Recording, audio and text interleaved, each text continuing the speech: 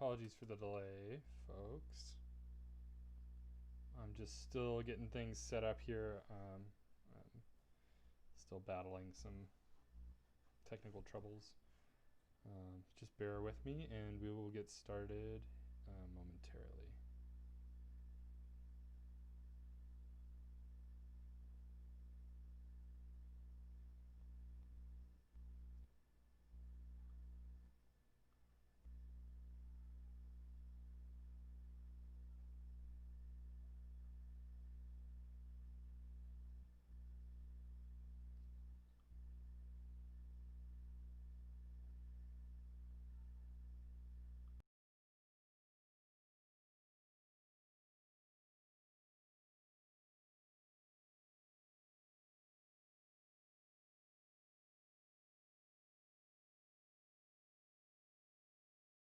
Displaying how I want it to be. I think I just pull this over.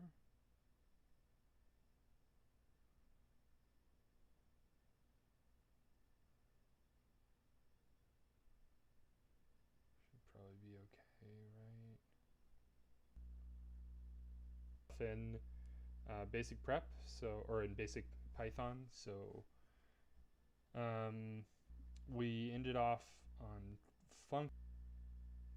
I wanted to give this the time that it deserves, so we did go through this, but I want to just go through this again because it's important to understand functions for just day-to-day coding, and they will be necessary.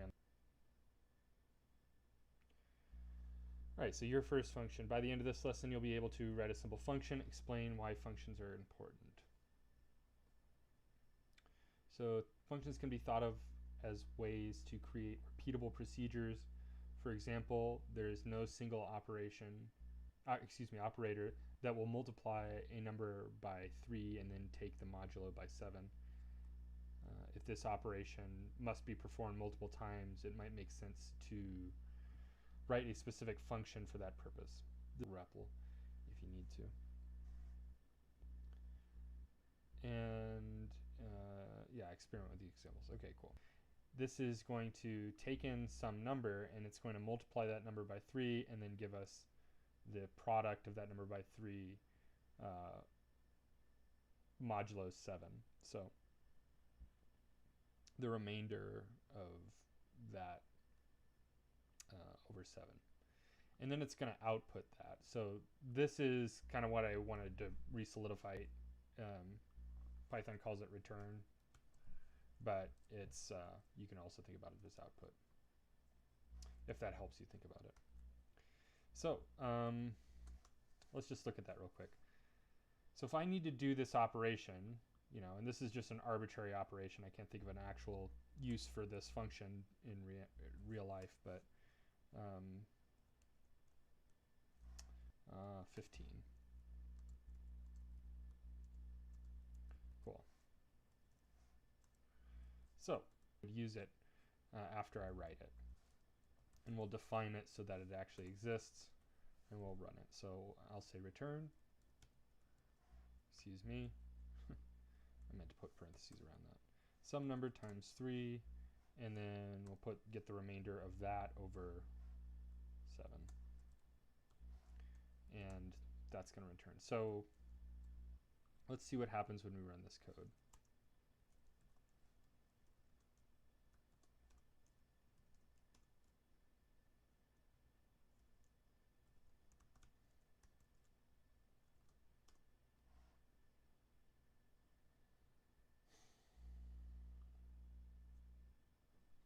Okay, still in that weird delay. So we get 3. We get a number out after this. So notice that we see the result because we're printing whatever value the function returns. So remember when we talked about print, all print does is it shows us some data, and really all it can, the only sort of thing it can show us, and it's a little broader than this, but strings and all that. And so in this case, print is going to display an integer to us, right? So all print does is just takes whatever we pass to it. where we're calling this function, this can be treated as the thing that it returns, and it returns an integer. So if you're looking at where a function is being invoked and you're wondering, like, what's the context of this? Why is it being used in this way? Think about what it's giving back, like what it's returning. So it takes in this number 15 and it returns that number 3. So functions don't need to return something. It's valid to have a function that doesn't have a return. But let's just look at what happens here.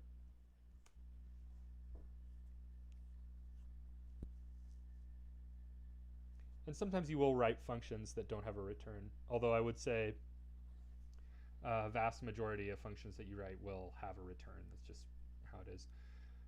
That's such a useful part of functions that's usually the point. So in this case, we didn't specify a return, and we printed out the value of this function, but this function didn't have a value that we specified because we don't have a return.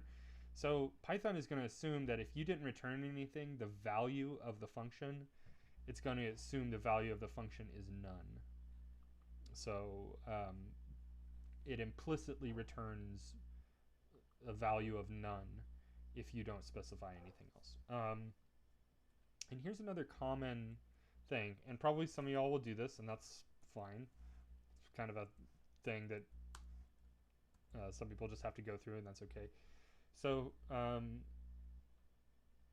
sometimes in Learn, we'll ask you to write a function that returns something, or we'll ask you to write code that prints something. Sometimes we'll ask you to write a function that prints something. But it's important to understand that print and return are very different things. So return tells a function, it's the keyword that specifies a value to be for a function to give back once it's finished doing all of its processes. So the function takes in an input, it does a process, and then it gives us that output return value. So return specifies that value. Print displays something to the terminal. So it's easy to see, oh, okay, these two things are definitely different, but it's also, like when you're in the thick of it, I've seen people commonly make the mistake of conflating print versus return, because print very much feels like an output. It feels like you're getting an output, right? But let's run this and see what happens. And this is a little harder to discern, right? So notice we get 3 and then none. Now 3 is the correct answer, right? But it depends. I mean, it matters which print is printing what here. So we'll call this first print. Let's call that first print, and we'll call this one second print. Or we'll call this one value of the function. We'll call that one the value of the function because that's what it is. Let me just do this, just a little formatting. Okay.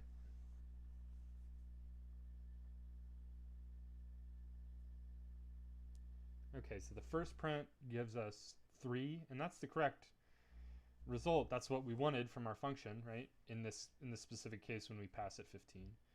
And then the actual value of the function is none, though, right?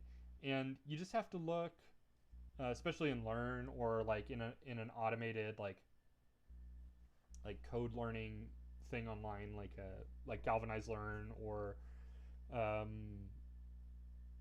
Hacker Rank or Code Wars or a similar service like that. The automated tests are not smart enough to tell the difference between a print and a return, right? Like your logic may conclude the correct things, right? It might reach the correct conclusion, but if you're printing something versus returning it, you might be, failing to get the tests to pass, because it's literally expecting that value.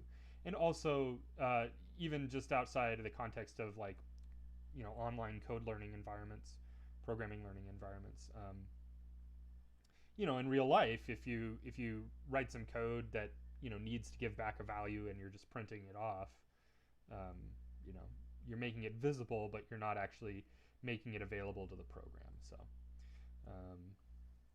yeah, good.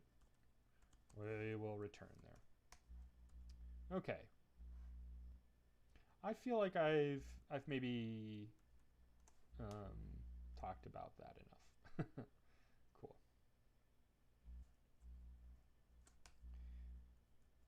But I'm sure it will come up again, so let's just fix that.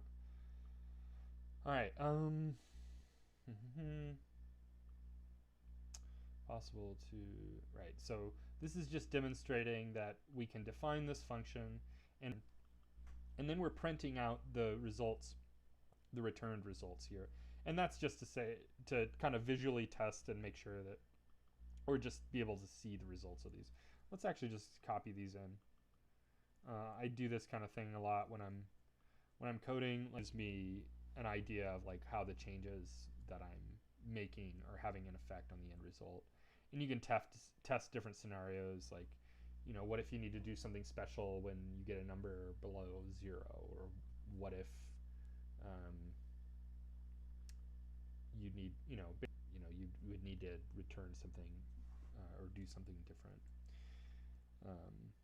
Maybe you got a string and you want to handle that in a specific way. So you can have multiple, my point is, you can have multiple print lines like this that will allow you to see how that's affecting your code there. All right, cool. So that's just an example. It gives us a few things back.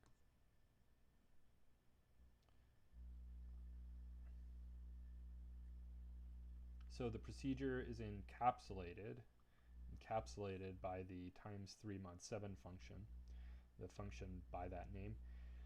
As such, it cannot be altered. The procedure cannot be altered without altering the result of all the calls to that function. These lines are what's meant by call.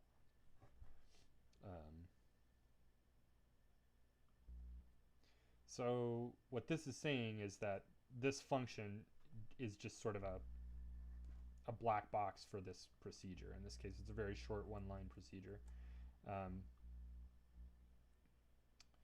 And we don't have the ability, from where we call it, we don't have the ability to alter the procedure itself. We can just pass it data and, just handle the result, whatever the result is. So, actually, let me just get rid of these.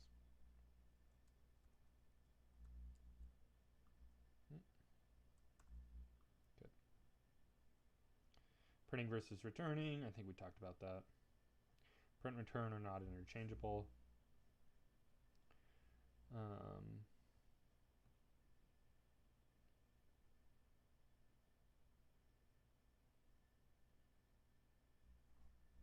Okay. So this says define a function called mod 5 times 6. The function should take a number as an argument, perform modulo by 5, and then multiply the result of that times 6, then return the result as well. Okay, so we'll do def mod 5 times 6. We'll take in num. Num seems like a good name for a number, and we'll return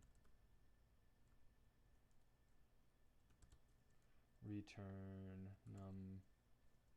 Was it num mod 5 times 6? And just because, just because I don't want to rely on the implicit order of operations, I always use parentheses just to be explicit, so that if I'm wrong, we know whose fault it is. Cool. Cool, we got another function here. finish writing the function called func, which should take an argument x. That's all done up for us. And return 5x plus 7. So I will do return 5 times x. Now remember, I can't just say 5x. That's invalid in Python. So I'm going to say 5 times x, and we're going to do that as one expression. I'm used to my editor. Okay, and then we'll add plus 7.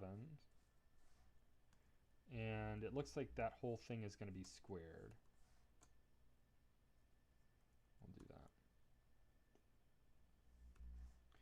And we got some nested parentheses, so I'm just going to give things a little bit of space there. Okay, so 5x, 5 times x plus 7, and then the whole thing is squared. Good. Let's run those tests.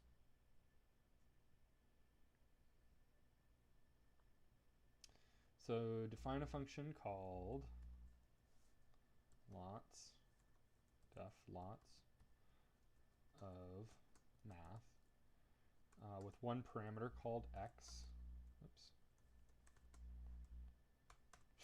If I can hit the right keys on my keyboard here. The function should calculate x x to the power 2 times x, and I'm actually going to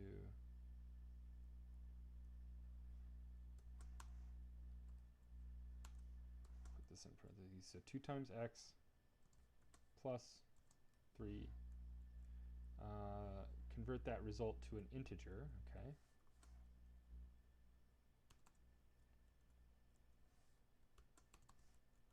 We'll convert that to an int. And then return that mod 7. So we're going to return that. There's our integer. Mod 7. And since this is our outermost term, I don't really need parentheses around all that, although I could. Oops. I could. And I put a lot of spaces. You'll notice the spaces in the parentheses. I just think this looks better and it's easier to read than not having here. Let me show you. You don't have to do this if you don't like it, but that's the nice thing about writing your own code. You can write it how you like it. So we'll just follow formal Python convention here. So this, to me, it's a little, like, things are a little kind of crammed together, and it's a little hard to tell which sets of parentheses begin and end where.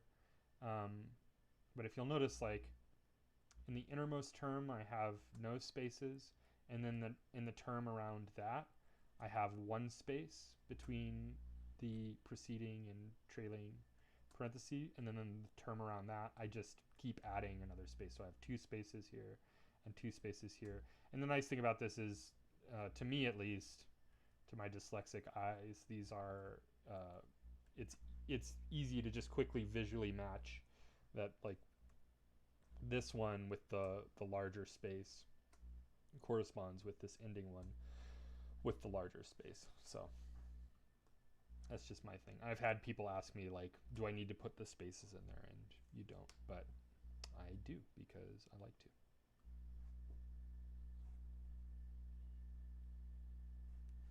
Cool.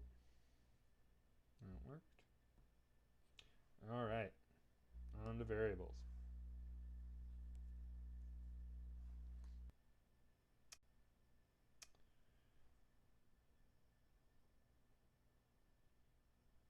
I'm wondering, oh, that copy is a little bit kind of floating off the screen. Sorry about this. Right? And then I'll restart OBS, and I think it's just like, I'm going to change everything that you set up before. And I'm like, okay.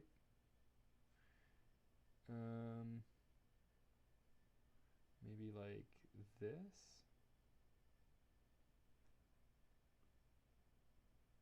That should do it. Okay.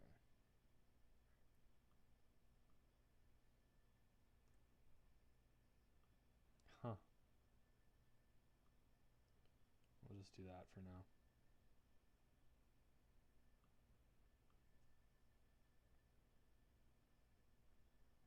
Hopefully that's better. Sorry if that page was a little cut off.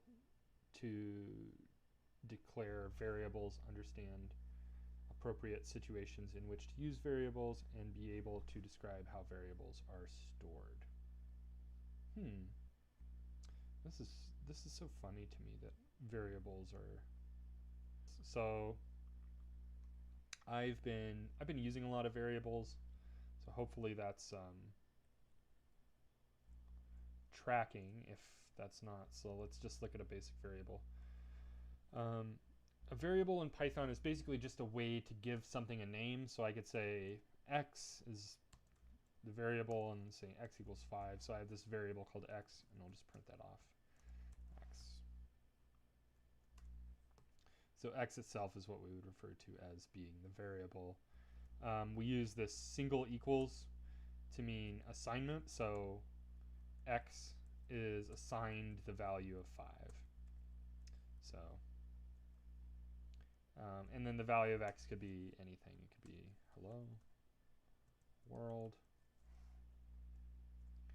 and that'll work too.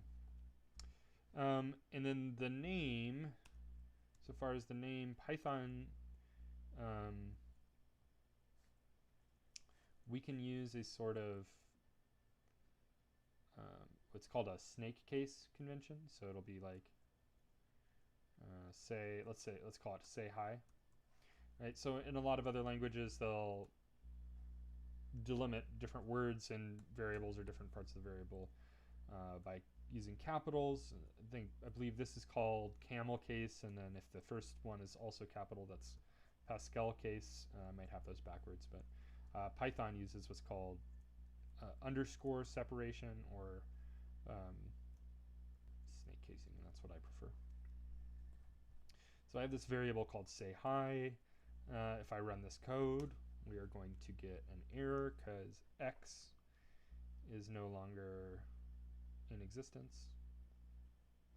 Come on. So it says name.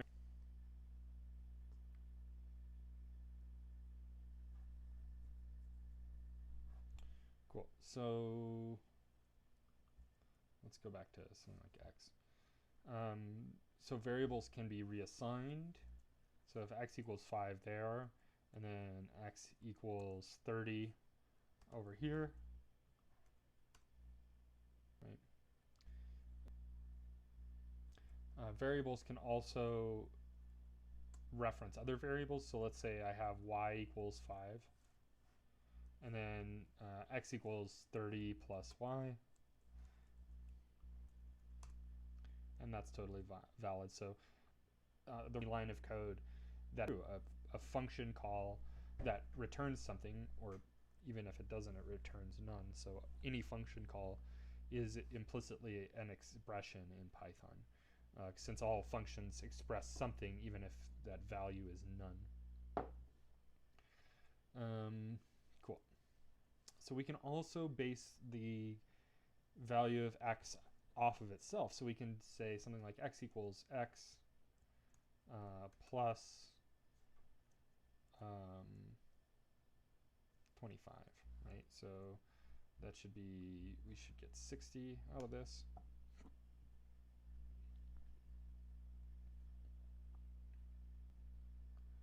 There you go. All right, so I think we kind of went over that stuff, but that's just a little refresher on what we're talking about with variables. So by the end of this, we'd be able to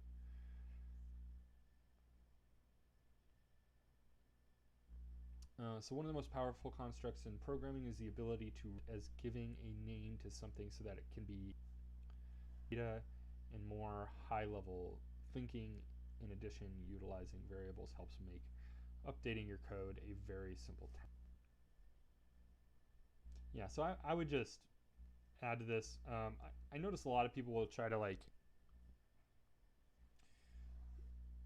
sort of do this thing where they want to get their code onto as few lines as possible and get it cleaned up. But sometimes just breaking something onto a couple lines can just make it more readable and more yeah, just easier to deal with. So that's it can really enhance readability and writability, make your code easier to think about. If you're writing a line of code that just starts to have like a lot going on it, you might consider just breaking part of it out onto into a variable, and then having that smaller line of code and having two smaller lines of code rather than one big, ugly, hard to deal with. Yeah.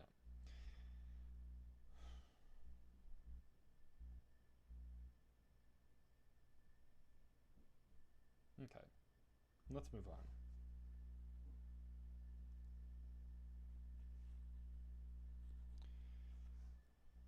So by the end of this lesson, you'll be able to learn how to declare verify more than once. Then probably storing it in a variable is a good idea. So if you have something and you use it twice or more, then yes, just storing it once and being able to use it multiple times is useful.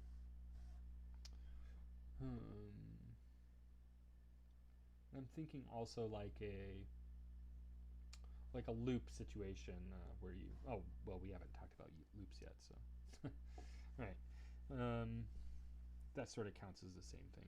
It's showing up multiple times. Okay, what is a variable? It's a name for you to use to reference values stored in memory so that you can reuse them. You can assign any data type to a variable. Yeah, I think I went over that. So here's a simple example declaring and then accessing the value of a variable. So here we declare a variable called apples. We set it equal to the integer 20, and then we just print it out. So we're just accessing that value 20. So that's going to print 20.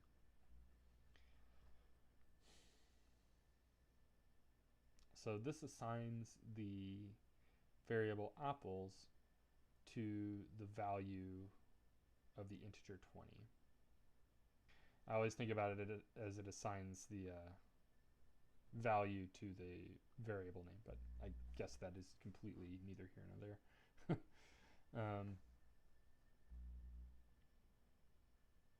Yeah, I'm trying to find something that we can get some traction on here. This is kind of a good example.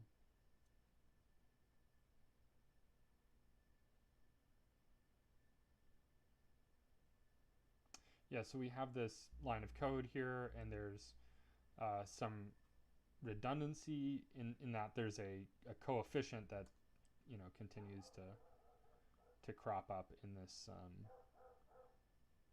So we can break part of that out into x, for example. And now we can change the coefficient by just changing one thing rather than changing it in multiple places. So let's take a look at this. This is actually a good example. So this is a good example of how variables can save you work, right? So if I wanted to change all these ones, like all these coefficients to like 2, it's a little tedious, right? And now it's like not obvious which ones are which. There's some other 2's in there, and now I'm like, okay, I gotta go like reconstruct which ones I need to change back. So what I could do is I could say x equals, let me see, oops. Yeah, we'll just go with x. I'm just being too fancy here. So we'll pop x in there. Did I get that? I think I got that right. Yeah, they got some extra spaces in here, which is a good idea. Yeah, okay, cool. All right, oops, x equals 1. And then, so now I have that original in all of these places. So this can be a useful thing if you're, like just trying to adjust something and configure it a little bit. You can use a variable to just have a single source of truth for that. And that way you don't. Provide a description of a situation where you might use a variable. So I'm going to say, I'm just typing what I'm actually literally saying. So I'm going to say, I would use a variable,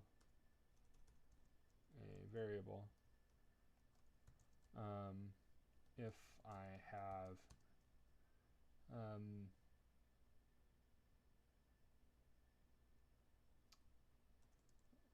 some data or an operation that I would say occurs more than once in my program.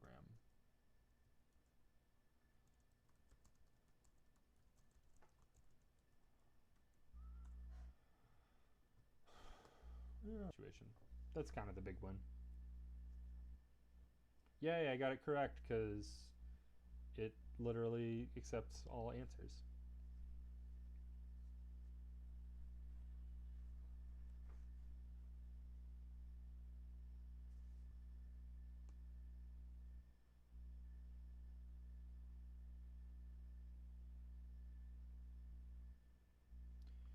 Declaring variables. Correctly assign variables with the proper syntax. We talked about the single equals operator, the pattern variable equals value syntax. So right, the name is always on the left. This, some people have asked me this before. This is worth bringing up. If it's possible to like say, because when you're writing math, you can always say like, y equals 2 equals x or something. If all of those are equivalent, then you could also do y equals 2, 2 equals x. In when you're there's like the roles on the left and the right of the equal sign are like set in stone. Like Python is not going to know what this code is. Actually, let's run it and just see what this error is going to be. But basically, it looks at this and it thinks you're trying to assign x to the value 2. It's like you're trying to put this in 2, but you can't assign something to 2. So, oh, that's what it says.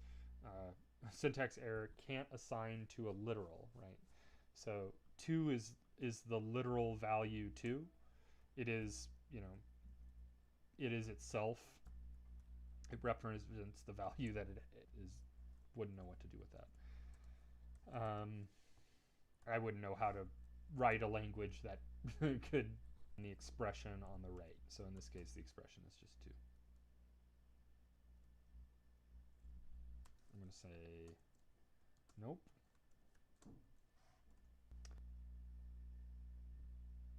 Equals value is the syntax for declaring. So this is the formatting rule that you need to use in order to tell Python to assign a value to a variable. Following syntax. Okay, I think this is just going to talk about snake casing, which we discussed before. So snake casing, again, it's not mandatory that you separate things with underscores. Yeah, so you can do this where you declare multiple variables on one line. You will see code like this. I wouldn't worry too much about this for now. If this looks a little funky or it seems a little intimidating, just ignore it. But basically it's like we could have x equals 3 and y equals 4. And this is fine. This works. But technically we could do x comma y equals 3 comma 4. And that would be equivalent to the above. So either way it's just a stylistic choice. for now. There is a time where this kind of syntax will become relevant, but we will cross that bridge when we come to it, and it'll make its utility will make sense. This syntax is possible. If you see it, it's a real thing, but you don't need to worry about it for now.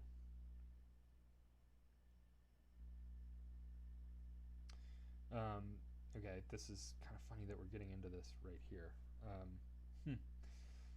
Yeah.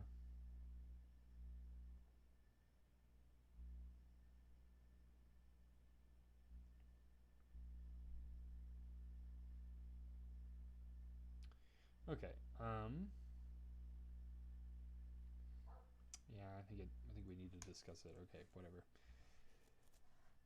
So we can do this where we can assign a variable to multiple items, but we're making a data type called a tuple, which is a collection of items, and we will talk more about those in the future. So we can do 11, 22, 33, etc. We have as many comma b comma c equals z, and that's the same as doing abc equals 11, 22, and 3. And then down here, this is something that I always forget about, but if you want to initialize multiple values to, or multiple variables to the same w equals x equals y thing, and then say all those equal 0 or something. So you can also do that. I've never say they don't really come up. Variable assignment. Okay. So x is a second from the last, so that'll be the string 98.3. I wonder if it needs the quotes. Let's see if it needs those quotes. That might be a funky one. So if you've done this one and you're getting the wrong answer, you might want to put those quotes on there.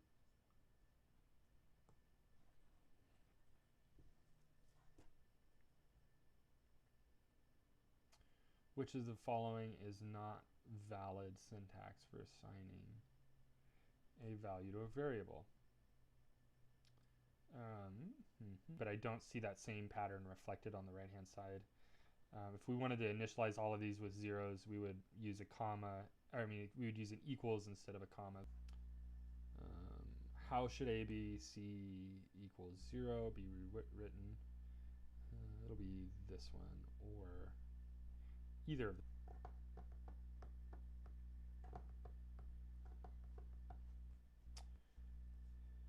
Properly declare variables using PEP8 naming conventions. Identify names that can be used for variables. This is this is something like naming things is one of the it's funny, like it's one of the things that it feels like you never get good at, kind of. It's kind of a constant struggle. So I have a lot of like just generic sort of names that I use for things, like LST for if something's a list, or num using something generic. Names that are arbitrary and don't really represent the data that they're holding, because that can make your code hard to think about, hard to reason about. So you want to give things meaningful names, but it's so funny. I was laughing about this with a friend who's also a programmer. We were like, yeah, we could do it like this, we could do it like that, and he sat down at his computer and we had just a laugh about it, because we were like, we could write this thing. It's like fresh in our minds right now, but like, what on earth are we going to call this variable? And it was just a funny moment of like, to when you see that name. So be just descriptive enough so that you know what it means, or so that if somebody was coming in and looking at your code, that it would be relatively obvious what it means. The name you give that variable not beginning with a number. However, there are naming conventions that should be followed when writing Python. Underscore anywhere, you would use a space and make sure every word is lowercase, for example. This is a variable. And there are, underscores instead of spaces. The underscores make this a contiguous, single string of characters. If there were a white space, if there were a space in there, Python would see it as two different things. So,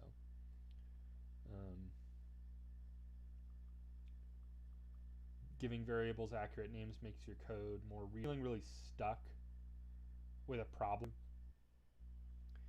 If you went and you kind of named things hastily, just go back and see if there's a better way you can name each variable. Look where everything is declared and see if there's a more descriptive name to give everything. And sometimes that is enough to help you solve the problem, because you'll think about something in a different way and you'll be like, oh, right, that's what I'm using this thing for. The thing that I was calling, B is actually the page from a given body of text, the average length of a word from a given body of text or something. So you might call it like average word length instead, and having the code easier to reason about, and just giving things good names. So there's a big difference between seeing a variable called degrees and one called d. Yeah, that's basically what I'm talking about. You should strive to give your variables well-defined, succinct names. So this is important too. So there's some reserved words that shouldn't be used as variable names. A list of these words can be found here. And let's just look at that because it's worth knowing. All right. Other tokens, let's see. So identifiers and keywords. Identifiers also referred to as names, described, So reserved keywords or keywords of the language and cannot be used as ordinary identifiers, or applies none, true, etc. So all of these are considered keywords in Python, and you're not allowed to, let's see, class, right? And that's one that you might actually use, right? You might totally call something class, right? But class is a reserved word. If I notice, pay attention to your syntax highlighting, code might be broken. So if we look at this, as I'm writing this, right, seal A, it changes color because it sees that as a special word. So I can't say class equals something. Let's run this.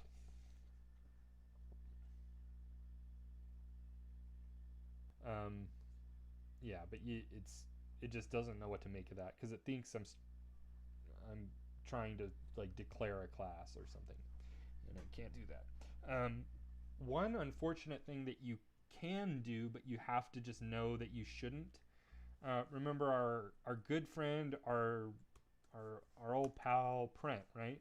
A very useful function print is. I can totally just call something print, right? This is valid, unfortunately.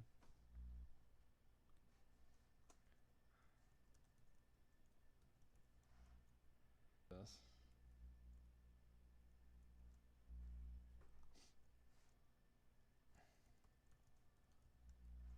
Right, so here I'm using that. We talked call a function. We didn't have to define print. It was already defined for us behind the scenes, but we can call it. So the error that we get is it's going to say stir object is not. That's line 46. So remember, I just made a variable print that evaluates to a string. So Python looks at this and says, oh, it looks like you're trying to treat this string print as as a callable function, but it's not a function. Thing print. Well, I've seen this a lot. Sum, a collection like a tuple or a list. Well, if you have a lot of people try to use sum as a variable name, so that happens all the time. If you do want to call something sum, sometimes it makes sense to just put an underscore after it, and this saves you from overriding the name of the function, right? So this is a different name now. So by convention, you can just do sum underscore. That's what I'll do. Although usually I'll do something like total, just because that dangling underscore looks a little funky to me. But that's just my preference. Override them. Python will yell at you the name of a built-in function or any other function. Makes sense, you know.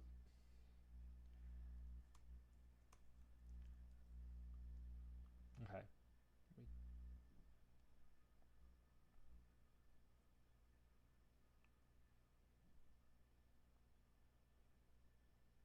Okay. We're going to talk about iterator variables already. Okay, we haven't even talked about iterators. So for example, okay, so we can't override keywords. We just talked about that. That's just what. There are cases where using a single character variable name is conventional. Have we talked about, sorry.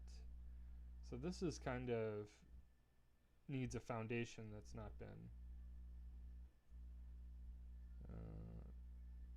programming.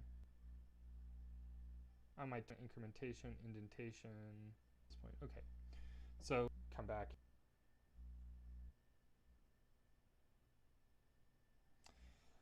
Okay, so let's talk. So loops just to repeat some process, and sometimes you can't over where it said the variable names, single letter variable names. Actually up here, in this example, there's a big difference between seeing a variable called degrees and a variable. It's not like the be-all, end-all, and only thing that should ever get called D, but there is a function and there's a dictionary inside the function, or you're going to return, and that can be fine if there's a convention around that. That can be okay, and we'll get into talking about what dictionaries are sometime down the road. But so definitely in this case, you know, if what, that's normal here. So there are standing conventions, little shorthands that you'll see a lot. Probably the most common single letter variable name is I, and I haven't actually heard like a hard and fast reason for why this is. Could stand for that bear on the process of iteration, right? So let's just do a basic iteration pattern. We'll say I equals 0. I'm going to 10, and then we're going to add 1 to the current value of I. So I'll say I plus equals 1 and run that code.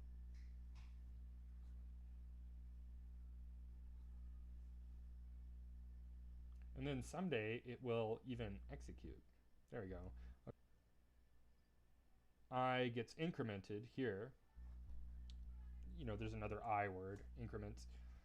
I gets incremented is 9 less than 10. This statement is still true, so it prints 9.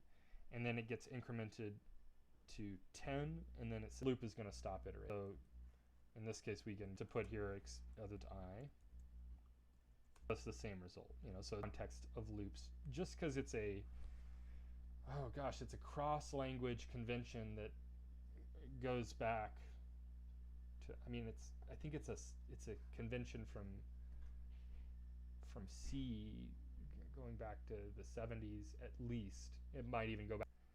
Now you can call it something else if it's meaningful, but you can call it I. So this is what's meant. This is a special, different kind of variable. Maybe there's like something else that it does, or some other way. Collection here, piece of data, and that's it. Just like every other variable.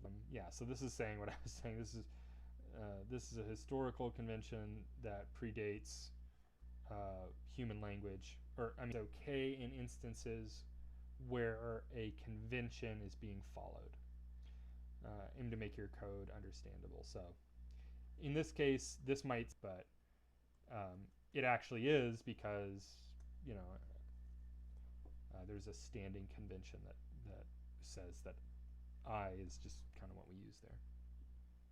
Okay. Naming variables challenge. Yes, it is. Following would be an appropriate variable name for the mean height of adult males in the U.S. Heights for adult males in the U.S. mean if it's descriptive. It's a little shortened, but I'm gonna go with that one. I would have called it something different. I think I would have called that. Now I want to name it AVG for average adult U.S. My name is ridiculously long. What is it? 5'11" or something. 5'11". 5 point. That's probably 5.9 or something. Yeah. Cool. Excuse me. So a equals 1. I read this as this is an example, and I'm like, what? It says, is this an example of good naming convention? These are terrible. This I can't make a head or tail out of what's going on there. Let's go and just eat it. I love this. This is a better example of good variable names. Right, sum list. Loops. And this is also actually totally subjective because both of these are standing conventions, and I would look at both of these. I am going to go do something about that lesson, I think. My guess is that that's probably the one. Okay. Yeah, it says actually either is okay. Will it accept either? Descriptiveness standpoint, IDX and val are better. That for this purpose, into this lesson, you'll be able to identify variable types, understand how variable types dynamically change as the assignment. So I think about these as like, when you hear the phrase variable type, that there are like other ways to declare things, you know, aside from that for loop example, no. Variables are just variables. They're just names that point to a value. If I write hello, and if I write like 73, hello is a string type. So we could have the type, but not quite right. The variable doesn't have a discovering the type of an object. This is also what I'm saying. The object has a type. The data has a type. Can be stored, I would say, in a variable. In Python, the data type doesn't. Python will, unless there's something or another thing, this is an integer or this is weakly typed, or excuse me, so you don't have to specify it every time. So this is known as type inference. You can ask Python to tell you the type of the value referenced by a variable. That's well said. The value referenced by a variable has a type. So this actually doesn't have 42 promise. You know, hopefully integers. Variable equals 42. I could wait because whatever. Typing to exactly like saying. Then, if I had a function like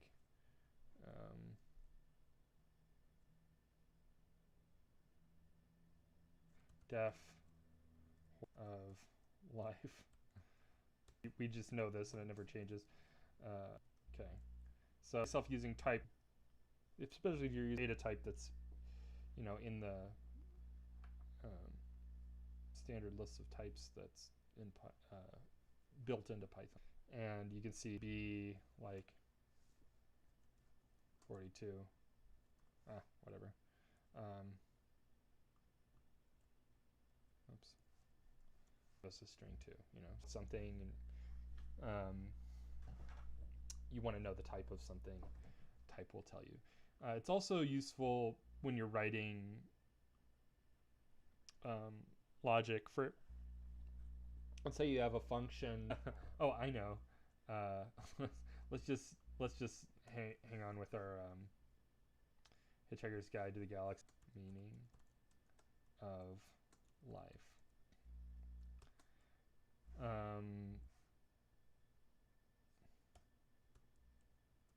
Query. And so if we get return query equals 42, right?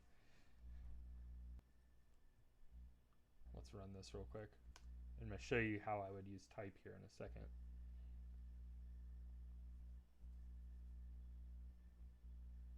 And this will give us false if it ever decides to run. Yes. Hooray. All right. So false, 24 is not equal to 42. That's what we expected. So what if we got a string, right? Like what if, because we want, all down here, string 42, excuse me, query equals string. Want to do some like type comparison somewhere, the type of string, and we can return, or we can see, yeah, we'll return query. There we go. Query equals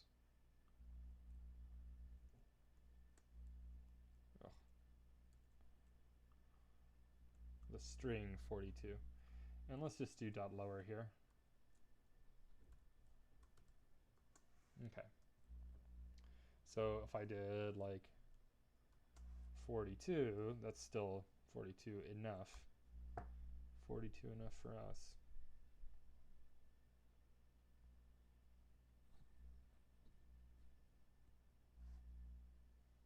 Actually in your logic, so that's a useful one.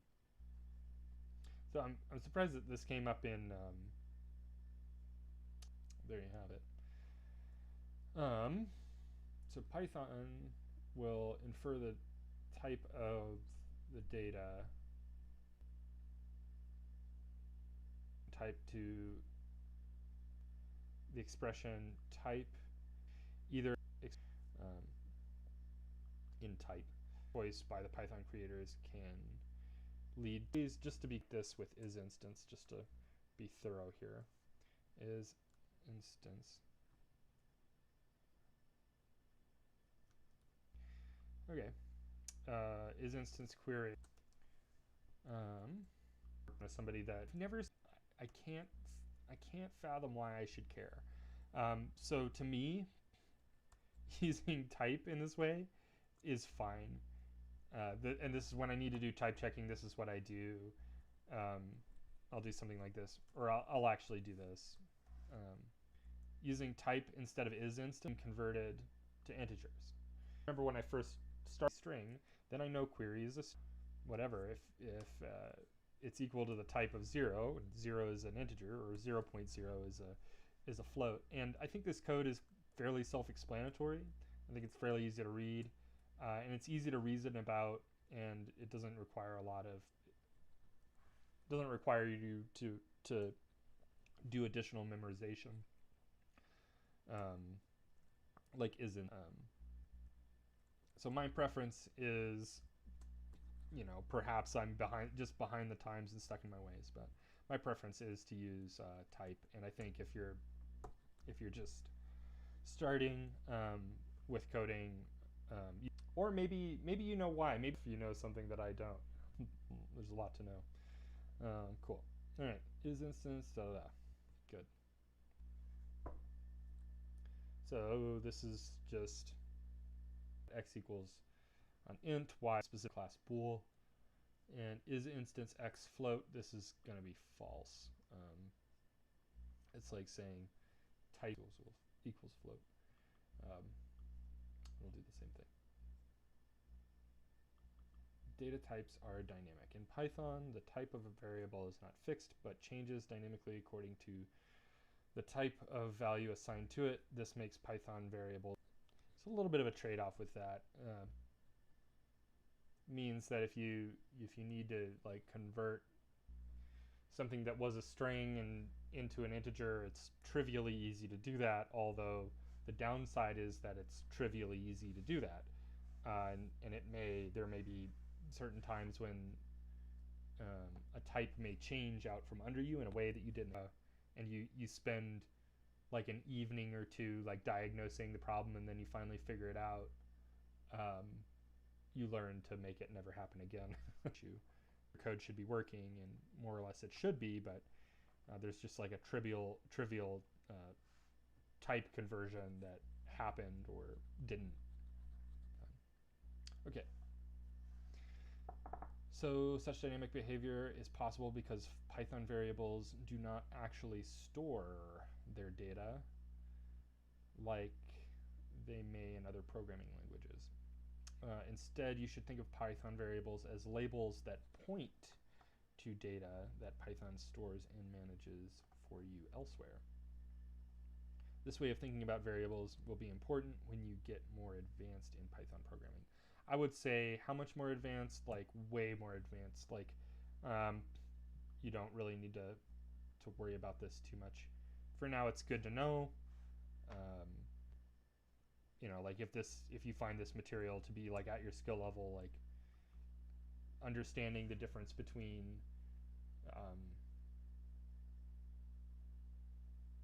a variable like literally being a container that holds the data that is assigned to it versus being a pointer gets into a whole.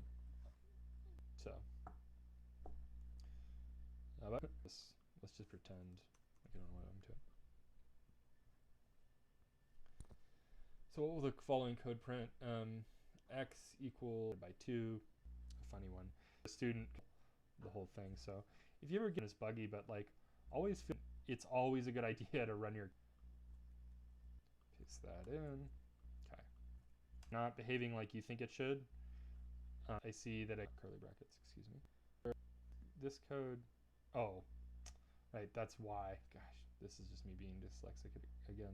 So that's why it's, I was like, why is being referenced before it's defined? Okay, so that's an integer. That's an integer. That's a float. It's changed to and y to get there these ways. I would write it, excuse me, type x equals int. To me, that's just clear as day. I think it's clearer than is it instance x int, but that's what they want. So, oh no, I was wrong. Is it this? What? Oh wait, both type x equals class int and oh wait, type is logically equivalent. Recall. We'll go from there. Concept of mutability and how it relates to variables. Describe how variables are stored in Python. So mutability in the context of Python reference when a value referred to by that variable changes. Text of Python when the value referred to by that variable changes. So when the value, so if I have a variable, hopefully you're aware of it, right? If it changes and it maintains the same reference, meaning the variable points at the same place, you know, so you have your variable and it has changed, then that the type that you're working with is mutable. If it changes where it's pointing to a different value, then the variable can be said to have mutated, but the type did not. When the type was mutated, address is changeable, then the type of that data can be thought of as mutable. You will learn some mutable types later, including list, dict, and set. Yeah.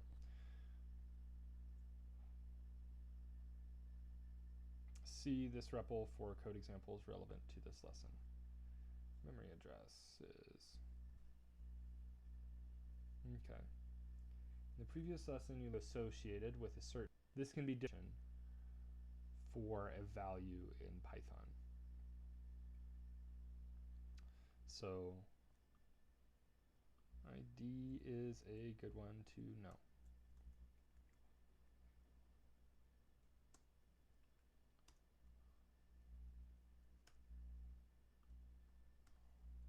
Oh.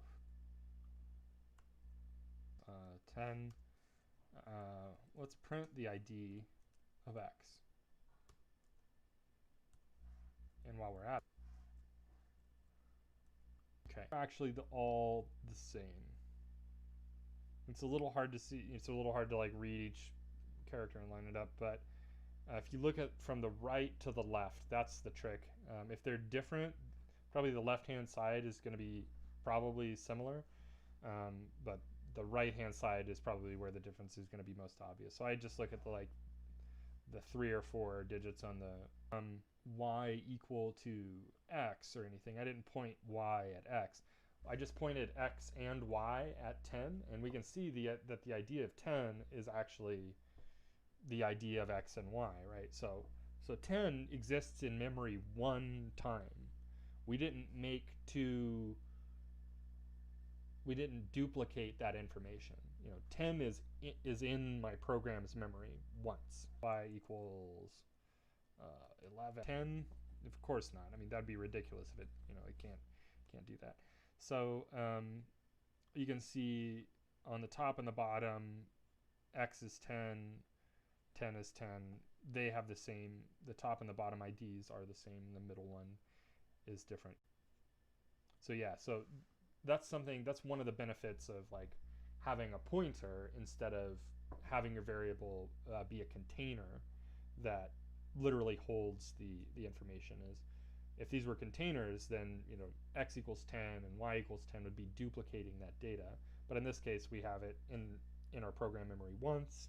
We point to it, and it's nice and easy. Cool.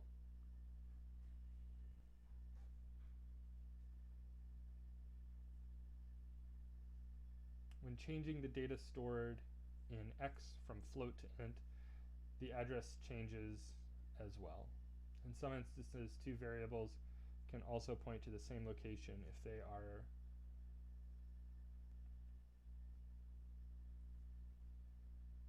basic scalar types are immutable. So all the types that we've talked about thus far it's just 10. I can point the variable at a different number, but it's just a different number. It doesn't change the previous number, right? That'd be probably bad because it's probably if it could change, that'd be a big problem. Okay, change. All right, let's see. Yeah, so all the types that we've talked about thus far, including strings, we've talked about integers, floats, booleans, strings, none. We talked about anything else? I feel like I'm missing one. I probably am. But all the types we've talked about thus far are scalar types. Mutability challenge. So what would the following code print to the console?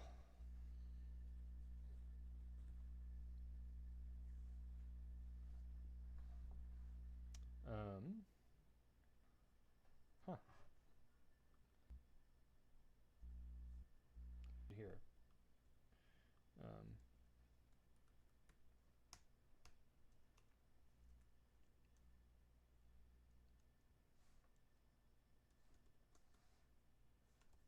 2 squared. Right, so x is going to equal 4, and then y of y. Just so you know, I can't remember if I did this on last time I streamed. I was doing this with somebody I was working with, or maybe it was in Premium Prep or another stream or something, I don't know. But if we, type of ID is just an integer, which is nice. Nope, ignore that R, that was just me hitting another button. So that's just a regular integer. No fancy data type there. Cool. So true or false, will x, y, and z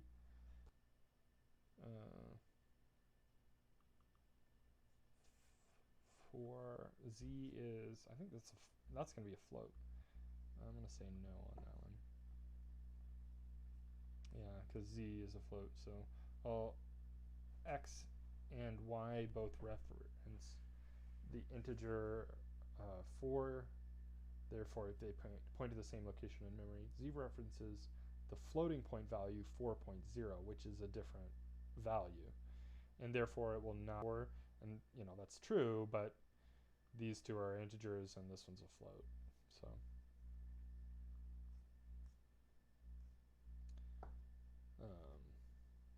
mutability challenge. Consider the small change to the code in the challenge above, true or false.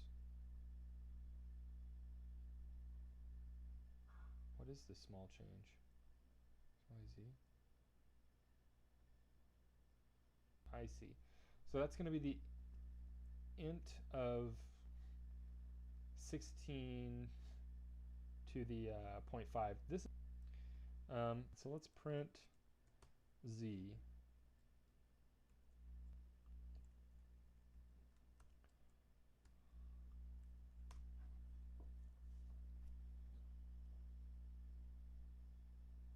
Right, yeah, that makes sense, of course. Looked at that, I'm like, oh, that'll be square root, and I know that 16 has a nice square root. But Python has to standardize its return type. You want to be able to count on it always specific value safely resolved as integers. It has to resolve them as floats. So that's just me being silly. Cool. Even though we cast 16.0 to an int. All right, awesome. All right, cool. So it's 2 past the hour, so I think this is a good place to wrap up for the day. Oops. Do that. Yeah, I hope you all had as much fun as I did. I enjoying doing these. Like I said, I'm going to be taking over more study halls from Tovio. And I apologize. I know Tovio's streams are really good, and I'm